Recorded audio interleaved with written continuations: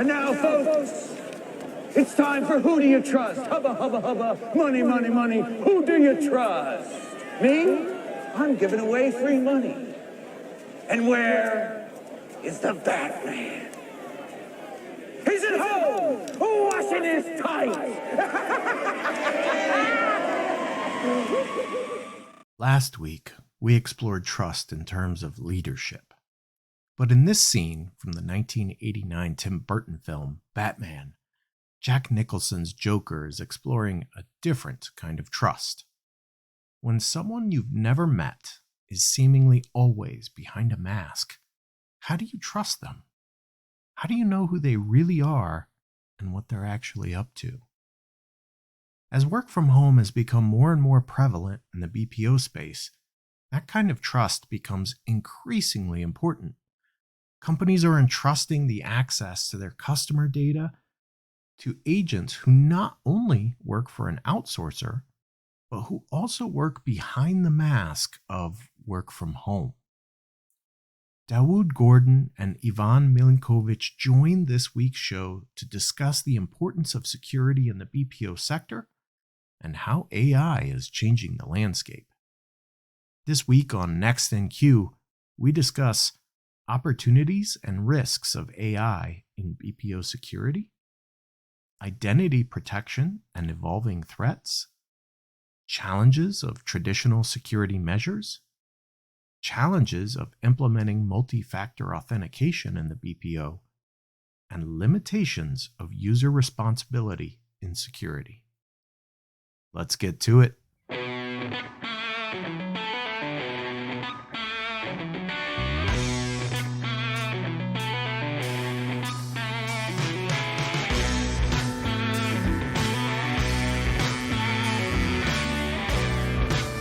Welcome to Next in Queue, the podcast for contact center and customer experience professionals. Next in Queue is brought to you by Happy 2 Vision. Eliminate blind spots and see right through every conversation with Happy 2 Vision. Learn more at happitu.com. Now, here's your host, Rob Dwyer. Thanks for joining another episode of Next in Queue. I have two guests today, not just one. It's a twofer. Ivan Milenkovic and Dawud Gordon, both from 2 Cents. Gentlemen, thanks for joining the show. How are you today? Doing great. Thanks for having us on. It's an honor. Yeah. Fantastic indeed. Thanks for having us, Rob. We're going to talk about the ever exciting, everyone's just going crazy about it, security in the BPO sector. Woo! Extremely excited. Yeah, I know that every time you guys talk with partners and potential partners, that's how they react. They're, throwing confetti. Everybody loves it. Yeah. Favorite topic. That said, it is a really important topic. It's becoming ever more important. And there are all kinds of different ways that people are looking at how they can improve their security. And we're going to talk about some different techniques today that BPOs can employ to really guard their partners, customers' information, guard their own information, and continue to be good partners for industry leaders. I think really, I'm going to just throw it out there because it is absolutely on everybody's mind. But let's talk about how AI is changing security for BPOs and contact centers in general. Happy to take this one. And yes, it's a fantastic question, Rob. So I think a couple of things that you mentioned there already resonate with me a lot, given that I used to be a group CISO for one of the largest BPOs around worldwide. And it's interesting. I think we need to, properly set up the backdrop on this one. As you mentioned, BPOs are there to effectively provide a service behind their clients. And if we look retrospectively on what was going on over the past couple of years, we had some fantastic breaches when it comes to companies getting hacked via their third parties. So, thinking about BPOs, effectively they sit in the eye of the storm, however you take it, because it's, one of those, at least from a hacker's perspective, sweet spots. You go for a BPO, ultimately you might get lucky with any client of theirs. In some cases, we know very well that actually BPOs were targeted in particular to get to their clients. So it's not pretty out there. I guess that's one point I'm trying to make here. Also, thinking from a slightly different perspective, BPO world is not highly regulated by any means. And for an outsider, they can think about it as, yeah, okay, fine. You need to kind of do certain things, but that's okay. However, the truth couldn't be more different, because although the BPO industry per se is not regulated, when you think about who the clients are, where the clients are, which industries those clients operate in, and the story goes on and on and on, you effectively end up with a list of requirements that are as big as it gets. So, talking about things such as possibly PCI DSS for those that have to do something with obviously processing payments, talking about some very stringent privacy regulations, talking about every single legislation out there that you have across the world when it comes to, telcos and critical national infrastructure and similar other areas. Basically, BPOs need to hit every single thing there is to only be part of the game, just to have a stake at the table. So from that perspective, it is a very, very interesting game. And then obviously you throw AI into the mix. So the way I see it, it's a coin with two sides. On one side, there are some fantastic opportunities for the BPOs. On the other, there are some really, really great risks. Talking and thinking about those opportunities, it's kind of anything and everything from increased efficiencies, maybe, improving certain services when it comes to accuracy and so on, even enhancing the customer experience, and certainly, scalability. So we can kind of come up with, almost any excuse where and how you could use AI in the BPO industry. And then as a cherry on top, obviously, when we strictly speak about security, there are some huge opportunities to actually analyzing what's going on and leveraging AI in the context of all the security monitoring that you're doing, analyzing most of your transactions so that you can effectively, figure out whether something's slightly off, maybe a bit more risky for whichever reason, or maybe, involving some parameters that are not necessarily normal for a particular account and so on. Because, at the end of the day, AI would be much, much faster at spotting and recognizing certain signals, to put it like that. But then there's the other side of that coin, as I said, the risks. And again, this is where, unfortunately, it's not that rosy at all. If you follow the market over the last couple of, well, actually, it's much older than that, but it was quite obvious over the last couple of months. The entire BPO industry had basically a big hit. There were some significant announcements. I'm not going to go into naming the names, but one significant company went out and said that they're going to replace pretty much all of their front-facing agents with AI-supported chatbots. So the entire industry at the end of the day is under a huge pressure because, suddenly the revenue's at risk. Suddenly, you need to think about getting your services to the right price point, which evidently isn't compatible with, providing better, more secure services and so on. But you also have some other things. So it's not just, that particular direct pressure. Rather, it is, when you start thinking about the job displacement, obviously, but even more on a security side, when you start thinking about the dependence on technology that might cause. Again, we have some fantastic examples there. Only over the past month or so, we had that fantastic example where a delivery firm put the chatbot out there to effectively provide a direct communication channel with their users, and it went so bad, the user actually asked the said chatbot to write a rap song about how bad they are, and it did. So, how on earth Yeah. do you prevent something like that? Fantastic. You have another great example. Canadian airliner was, Yeah. I think that one ended up in court. It did. Basically, they were found liable for stuff that their chatbot said to a customer. So again, it's how do you contain those things? So again, you might or might not see those problems as security, but it all boils down to, really where you draw the line.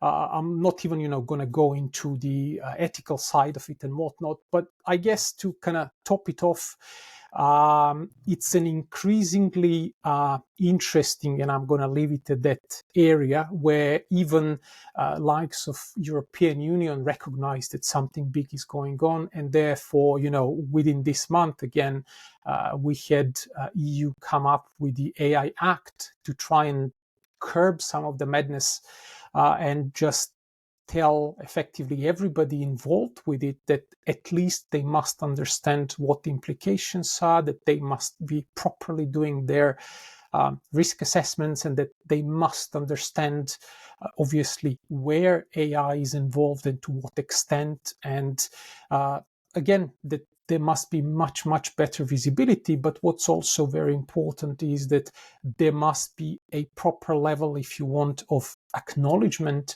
from providers of any and all AI solutions that actually they are part of that solution, but a problem as well, so that they must be looking at it quite seriously. Yeah, very interesting. There's a lot to unpack there. Dawud, do you wanna follow on to that? Yeah, I do. I think first of all, I agree with everything Ivan said, always. But I think one thing that's really interesting is I think you also had Tim on maybe about a month ago, who was kind of talking about this, the risks of adopting AI and adopting the large language models and Gen AI and data poisoning and all of those aspects. But I think there's a whole other angle that where risk is there and is becoming greater, even if you're not adopting it.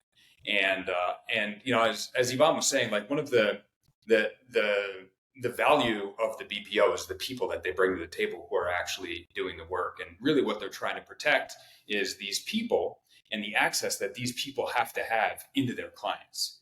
And so really the biggest area of risk for a BPO is around protecting people. And when things go sideways from a security perspective, it's almost always around a compromised identity of an individual who's working as an agent, right? It's like industry-wide in general, it's about 90%. Just in industry in general, in the BPO space, it's much higher than that. It's vanishingly small the number of times where somebody gets breached and it doesn't somehow start with identity.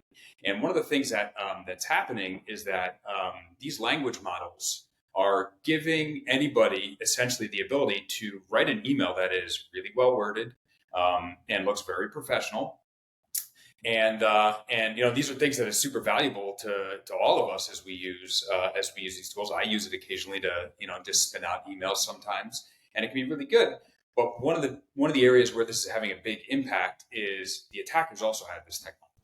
And for us, if you go to just GPT and you say, hey, I'd like to create a phishing email, I'd like to trick somebody into thinking they're talking with their IT team so that they end up giving me their password, it's not going to let you do it. There's guardrails in there and it says no. But this technology is also open source. And so we're already seeing this happen where some of the APT crews, which stands for like advanced persistent threat, advanced and persistent being the operative words here, have taken some of these open source tools and stripped the guardrails off and are now able to basically take one of your agents and their LinkedIn profile, a couple other pieces of information that they find, and just hand it off to generate an email that really looks good. And, in the, 2 years ago, you could very easily spot a phishing email. For the most part, you could kind of see like, okay, it's got some grammatical errors. That's gone. That's gone. And so there are attacking crews out there who have now realized that the easiest way to get into some large, for example, financial organization is not by going at them directly, but by finding their outsourcing partner and then getting in there, because all they have to do is get on one machine, give one person to give up their credentials, and then use their access to get in. And so this is something that's really an evolving threat, and it's starting to escalate because it's going beyond just sort of the conversational AI. Right? There was this one example of which I have a background. I've been in machine learning and AI since before it was cool. In fact, since before it was cool the last time it was cool. And this was something that really surprised me that they were able to pull this off. Where there was an employee of a company who thought that they were on a Zoom with like 5 or 6 of their colleagues that they know that they've worked with, and these were all just generative audio, video, and convinced them to put out a $25 million payment to somebody that was unauthorized. And so we've already started to see this where some of the largest BPOs who were looking at kind of adopting some of these technologies of video and voice for the purpose of securing access have now stepped away from it, because all of a sudden things that we just traditionally thought were secure are now no longer secure, and can very easily be spoofed using this technology. So this is something like, even if you're not adopting AI, there are risks that are changing the landscape for BPOs, because they're now a target. That's been, as Yvonne was saying, it's been something that's been happening that is kind of obvious to the attacker communities, and that the tooling is out there to make very sophisticated and widespread attacks. It's very easy to not just target one person, but target everybody with something that's very personalized and looks very real, that I think is having a very big impact on the industry, and is really changing how the level at which security needs to be applied here, specifically around identity. And you can see that in kind of changing and updating compliance. You can see that in client demands on contact centers of what they need to do in order to pass security checks and get new customers. And all of that is adding an extra layer of cost and friction and hitting SLAs in a time where there's already market pressure for exactly these reasons. So AI is creating kind of 2 market pressures on BPOs at once. Yeah, it's fascinating. It used to be, right, I could trust my own eyes and ears. Yeah. And today, very quickly, we're starting to recognize that it's very difficult to trust what you're seeing, because what was just a couple of years ago, like, deep fake video, like you might be able to fool somebody with a really, really good deep fake video. Yeah. And today you've got Sora pumping out videos of things based on a short prompt that you go, holy crap, that looks as genuine as can be. Like, I can't believe that AI just created that. You're able to clone voices. And so to your point, when you're talking about, right, this person that made this unauthorized payment, like he's on a video, he thinks he's talking to people he knows, like actually knows, right? But it sounds like them, it looks like them. It's going to become a very challenging landscape. It already is a very challenging landscape, but the technology is only going to improve from here, right? So that the attacks are going to likely increase in both volume and success rates if we don't look at security in a different way and take some different measures to ensure that we're protecting data. You've talked about identity quite a bit. I think we have moved well beyond the days when, look, we've all seen the privacy and security training, and it's like, well, make sure and change your password, and, even password requirements, right? I mean, if you think about some of the password requirements out there, on purpose, not because they mean it, but the requirements make you choose actually bad passwords. Yeah, sure. that are relatively easy to crack, given where technology is today. And a lot of BPOs have systems where it's like, okay, well, you can't have a cell phone on the floor in the contact center, or those kinds of things. We're kind of like these old school, like we're paperless. We have these Yeah. old school security measures. Why aren't those good enough? So let's take out the attack vector of being on video and being fooled by that, because that's pretty sophisticated. It's going to cost a decent amount of money to make that attack. Maybe most BPOs aren't going to be as susceptible to that. But why isn't like just changing your password and not having cell phones and being paperless? Why is that not good enough today? Like, what are the ways that people are actually getting into? You talked about, getting at BPO client data. Let's talk about some very real scenarios where that's a risk. How are threat actors accomplishing these things? Again, fantastic question, Rob. Thinking about how normal things happen, when you look at a typical end-to-end operation on the BPO side, first big problem many BPO faced actually relatively recently was that they tried to go away with actually brick and mortar premises. Obviously, due to COVID and whatnot, masses of people were sent home. Another very interesting area there is, again, I already mentioned some pressures when it comes to revenue and price points and whatnot. So another way how you can keep your costs slightly leaner is, to have obviously a remote workforce. So straight away, when you have users outside of your typical hardened environment, if you want, you can imagine what could happen there, because in theory, people should be abiding by all those strict rules. But in reality, when you have an army of people that are trying to work remotely, where, normal passwords don't cut it anymore, where it's a harsh reality that the second you have a device that's not entirely hardened according to the corporate standards, because, you might have to allow people to use their own devices and whatnot, you end up with a host of problems you wouldn't even be able to imagine. There are parts of the world where, that's kind of quite prevalent, and people, unfortunately, still don't even use, legal software for many things. So you can expect to find pretty much anything on those devices, from keyloggers to password stealers to whatnot. So it's a proper problem. Therefore, when you think about it, some sort of multi-factor authentication is an absolute must.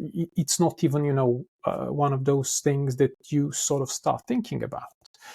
But then on the other side, all the stuff that you mentioned when it comes to the actual, physical premises and people operating from, as we said, that hardened environment, as you rightfully mentioned, again, people are not allowed to bring in their mobile phones and similar devices, obviously, because, again, on one side, you have client requirements that no information can effectively leave the room. And for, again, all the right reasons, your clients are trying to protect their clients' data. So you want to obviously preempt and prevent any sort of possibility where someone can maybe take a photo of what's on a screen, or even write down the information that they hear at the time. So hence, you don't allow pen and paper, you don't allow mobile phones and whatnot.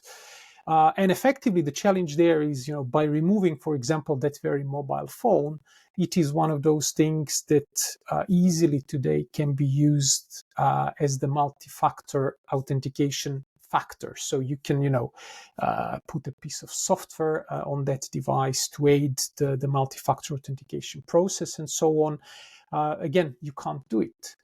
But, and it's a huge but, when you look at the legislations that are hitting BPOs, and we already mentioned PCI DSS in its latest incarnation, you can almost, when you think about it, you can almost see that you need to apply multi-factor authentication across everything. You have to basically to stay compliant. Now, I'm not saying that compliance equates security in this case, but nonetheless, it's one of those things that simply must be done.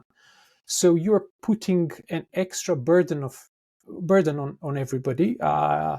Automatically, when people need to come up with something smart, you must have MFA, but obviously you can't use the mobile phone.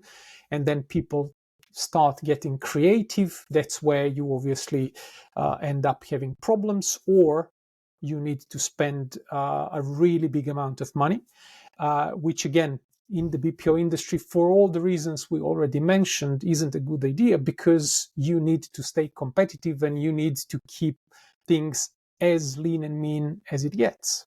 So not an easy feat. But then going very briefly to what Dawud mentioned, things such as humble phishing attacks. Again, let's not go into the advanced stuff and deep fakes and whatnot. But again, that very humble phishing thing that in the past was not entirely, but almost exclusive to the English-speaking countries and areas for obvious reasons. Yeah. English is, you can call it the universal language. So whatever the hacker is, the easiest thing to do is to write a phishing email in English. So it's almost via security through obscurity. Non-English countries and operations were slightly more resilient, let's put it like that, to phishing attacks, because all the content that could be possibly sent to people involved obviously had to be in something that either makes it more expensive or harder to fake, or you ended up seeing emails, for example, that were so bad that even for a non-trained eye, it would be very, very obvious that something's wrong with it, and that's going away. Because obviously AI doesn't care if the phishing email needs to be in English or in Chinese or in Russian or in Portuguese or in whatever else you can think of. So suddenly you have those, in theory, simple and old-fashioned even attacks being far more effective and reaching areas where previously you wouldn't expect to see any of it. Therefore, again, kind of coming back to where we started, when you think about, yes, maybe people are within the four walls, and yes, maybe you have all the right physical controls, and you basically understand and have good means of checking what goes in and out, and you provide, or rather you're trying to provide, a service from a secured environment with secure devices, but the pressures are still there, and none of it guarantees full security as it stands today. Again, unless you try to be a bit more creative, however, in the right way. Yeah, I think really, again, I agree with Ivan that the primary issue around just single factor authentication with a password is user error. We're all fallible. We all make mistakes. All you have to do is make one mistake, especially in the contact center where we don't have security sophisticated users who really understand how these things work. It can be just very easy to get a password, and if that's the only thing, then basically somebody else is in, which is kind of what drives the need for MFA. But like you were saying, there's a clean desk policy, so you can't use a phone, right? And so all of the tooling that would exist in order to solve this problem for a normal enterprise customer, normal enterprise CISO, is just not available here. And that there's this sort of, the only thing that really is going to be solving this is hard tokens. And then there just becomes this huge logistical cost of having to manage a physical piece of hardware, especially if we have a remote team where you have to procure it, you have to license it for a user, you have to enroll it, then you have to overnight FedEx it to them. And they're offline until you can get it to them. And this is creating a huge problem in the cost of that. We hear things like 10 to 15% per month replacement rates of how many of these you have to replace because they went through the wash, or somebody lost it, or it never got there. So it just becomes extraordinarily expensive. I think aside from that outsider threat. The other way that things really go sideways from an identity perspective in the contact center is when an agent can be complicit in some of these actions. And so, like at a very sort of non-threatening level, this is just, you have two people working in the same facility, and one's running late, and he says, "Hey, can you just sign me in so I'm not late on my shift?" And that's like a very, it's not super malicious, but it's not a great thing, and it's definitely not a good thing from a compliance perspective. What we see is that as these contact centers go to a work from home environment, even with some of the more advanced tooling around multi-factor authentication, there's still an issue where, we've heard and seen on the order of magnitude of like 5% to 10% of all of the headcount of an organization that's work from home may not actually be the person that the BPO hired. And that, it could just be like, I'm getting the paycheck, and my nephew in the household is doing the job, and he's getting a half. And the most malicious is that, these are not super high paying jobs for these agents, and it doesn't take a lot of money to move the needle. So if this is a big account, right, and you put $10,000 in front of someone saying, "Hey, I want your access. Will you give it to me for $10,000?" Then all of a sudden you have somebody who is equipped to do the authentication, even if it's multi-factor authentication, and is doing that on behalf of somebody else. So there really is a need to be able to find a way to automate that process in a way that the human can't make that mistake, and at the same time to be able to be aware of the fact that this may not be the authorized user, even if the authorized user is the one who's granting them access. And so these are kind of some of the issues that we're seeing around this two-factor authentication, right? There's the cost of having to do it with hardware, which is just a nightmare, and then the downsides of what happens when either somebody makes a mistake or when they're complicit. Yeah, you bring up some really great points. And I think there's the nefarious angle, and just it's complicated to be an agent in a BPO angle. And it's so crazy sometimes when you think about all of the different systems that agents need to have access to. Maybe different password requirements to all of them. Maybe different usernames to all of them. And I kid you not, when I was a trainer at a BPO, I had day one, right? You set up everybody's usernames, passwords to systems. Day two, somebody can't get in. And I very much remember a specific instance where a guy couldn't get in, and I'm like, well, just use your security question. And I said, what was your security question? And it says, what is your favorite movie? And he couldn't remember how he answered this question. Like, A, there's some things going on there. But B, right, it's sometimes even the questions that we use for recovery are bad questions. I look at these, and they happen across the board for all different kinds of things that you need to log into. And I'm like, okay, well, they ask a question that the answer is something that can change over time. Like, okay, well, maybe depending on your age, it asks who your best friend is. Well, you know what? At my age, my best friend doesn't change. But if I'm 18, that may not be the case, right? Things can change. And so, like, what's your favorite food? What's your favorite band? What's your favorite sports? Like, all of those things. It's like, well, maybe at some point those things become very cemented, but those are also things that can absolutely change. And it shouldn't be a surprise that this poor guy came in and obviously could not remember what his favorite movie was the day before. That's pretty extreme case, but it's very real, right? So we're putting all of these requirements for people to remember things. Some people can't even remember their driver's license number, their social security number. We don't even remember phone numbers these days, right? I mean, spot on. There was a time when you knew everybody's phone number, and now, like, there are very few phone numbers that I know because we just don't rely on that memory. And so instead we have a million passwords for a million different things, and then we throw the passwords for our new job onto it. So that's Rob, hard. sorry to interrupt very rudely. I think your listeners and viewers need a bit of explanation there. The BPO industry is actually far worse when it comes to those things, what people don't necessarily appreciate.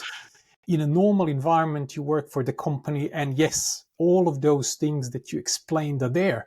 You have quite a few passwords you need to log into, quite a few things, whatever. But then in a BPO world, someone who works there has all of those things, and on top of that, all the client relevant stuff that they need to log into, where you have, sometimes 5, 6, 7, I don't even know how many, systems on a client side that you need to log into. But then to make things worse, you don't always have people only working for one client, because obviously the demand changes. So you have someone who today works for client X, tomorrow works for client Y.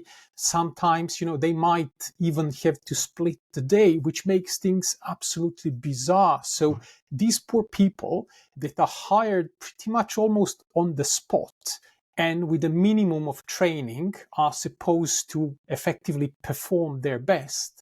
They are challenged with all of those things, and they need to deal with, I don't even know how many passwords on daily basis. So, you know what? Either you are a robot or you are going to possibly write down all of those things. They end up on a Post-it note. Yep. Yeah. And, the Post-it note is a classic.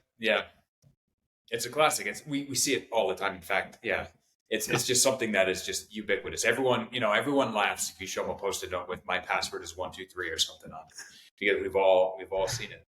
I would even take it a step further that, and this is really part of sort of my personal thesis, which is that the fundamental problem here is that we are trying to build security on the back of the responsibility of the user, where the user is the one who's responsible for doing all of the work of driving security. And, we're all fallible. We all make mistakes. And if you watch the Olympics, these are like the ultimate, like the top of the top performers. You're still going to see people fall off a balance beam, like heads over tails, downhill skiing. Like even the best of the best make mistakes. So how can we build a security program where we expect, in order for it to work, everybody has to not screw up even once ever? And that's the way it works. And that we have the users doing work, again, remembering passwords, typing them in, getting a text with a 6-digit code, opening an app, pulling that code out, carrying around keys with them, whatever it is. How can we expect that this is ever going to work if we do this? And that really that the only way we get to go past this is by automating all of it. And that's really something that I think is new that AI can do for this environment, is taking all of that work that we expect all of these agents to do 1,000 times a day and never get it wrong, or there's help desk tickets and all of that. Why can't we just automate it? Because essentially, it's like one of those tasks that seems perfectly suited to automation, where you have users doing a rote task and they're doing exactly the same thing over and over again, 17 times a day.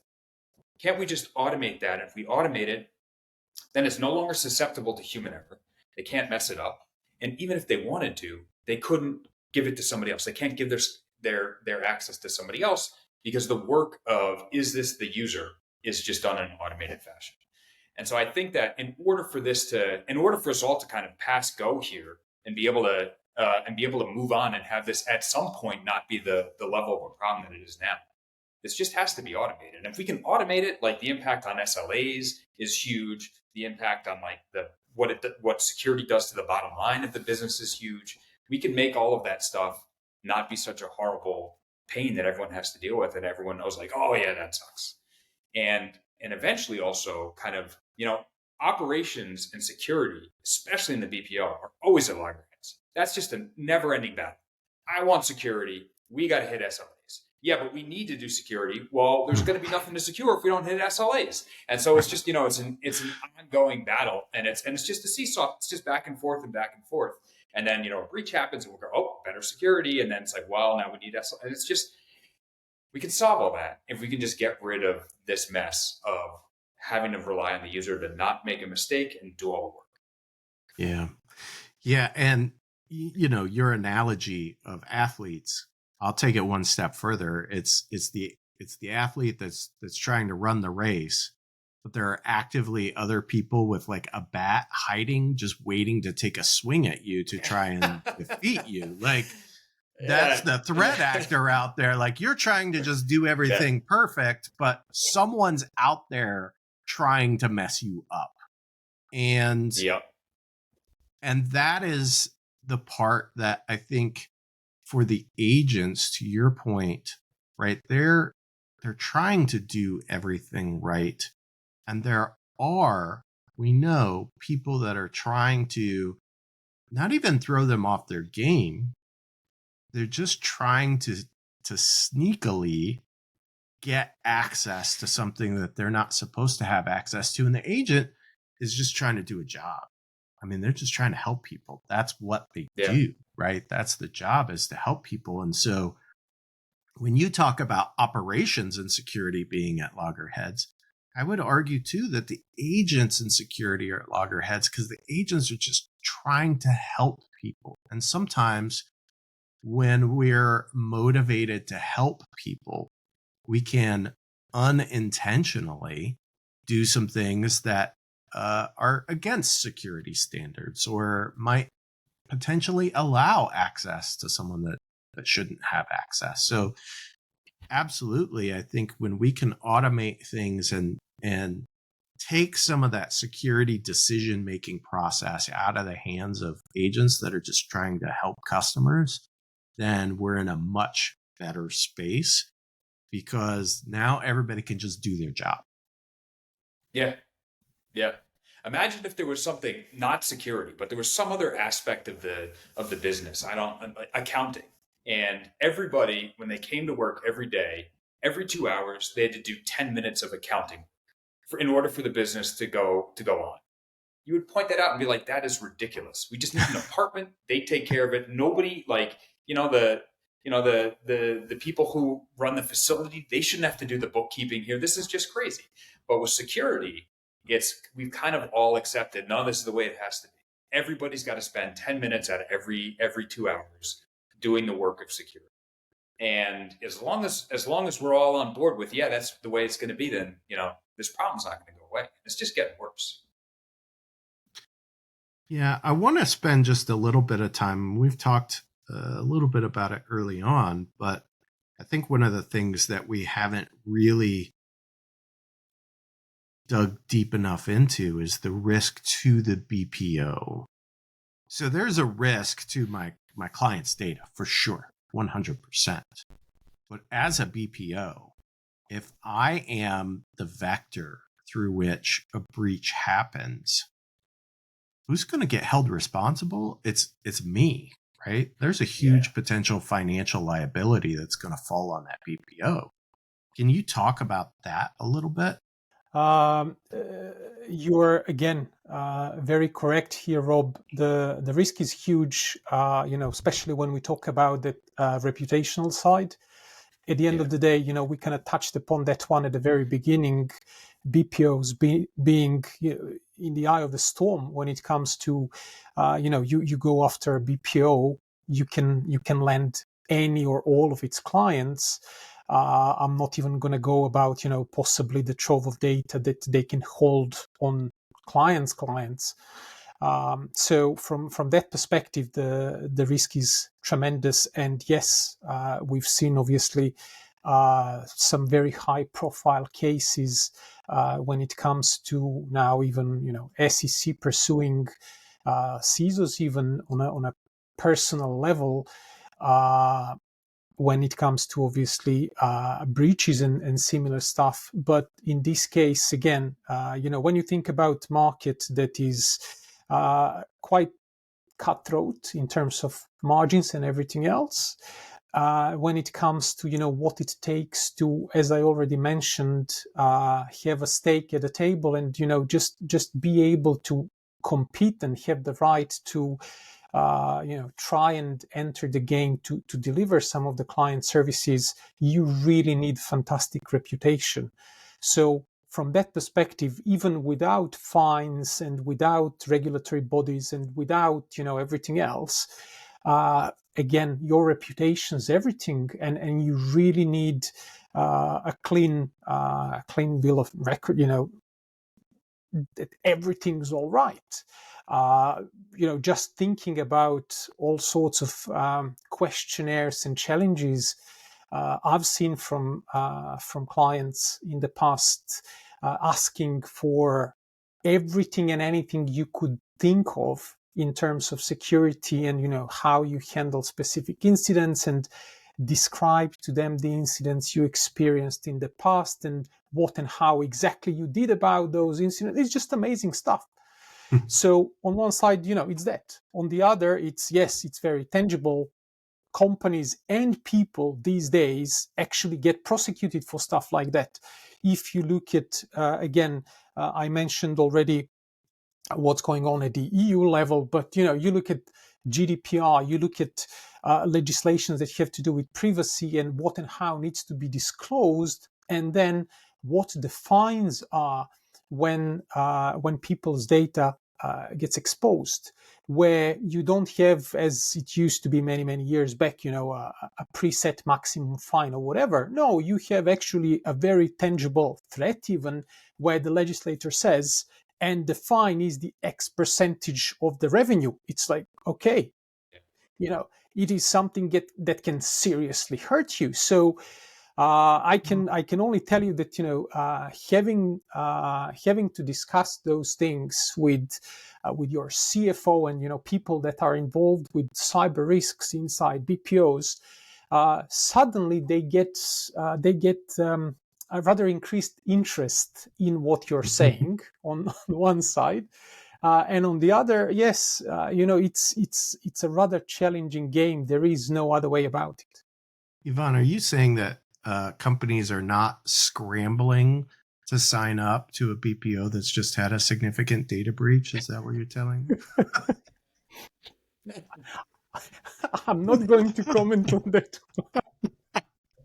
I mean, right? I think you bring a very good point about reputation. That, if I've just got breached 3 times with 3 different of my clients as a BPO, it's going to be really hard for me to attract new business. That's just, that's the reality. And then you throw on top all of the other financial concerns. Before we wrap up today, Dawud, is there anything that you wanted to share with the audience before we wrap things?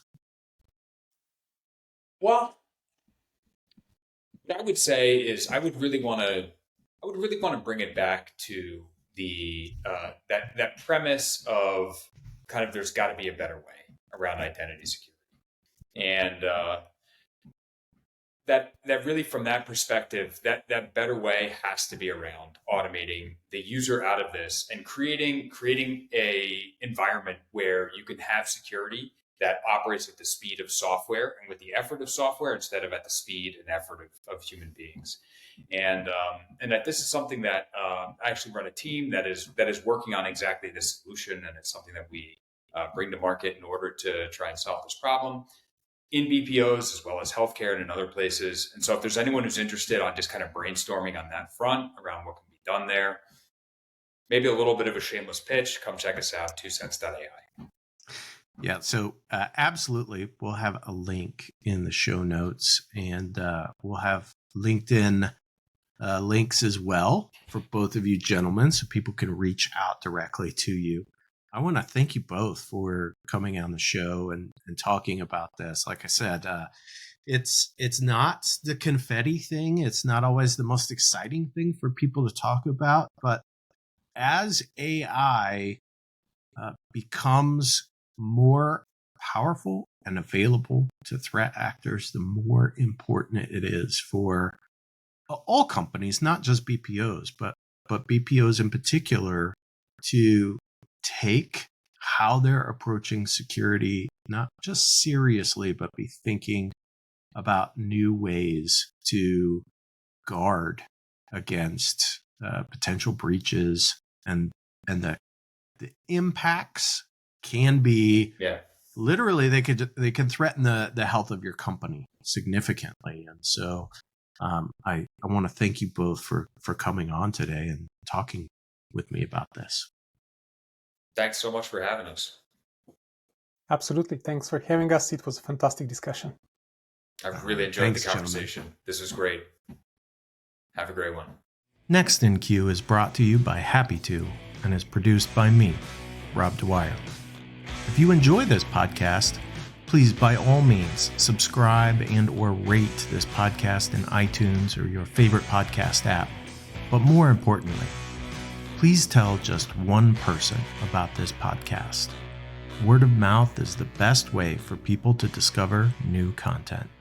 As always, thanks for listening.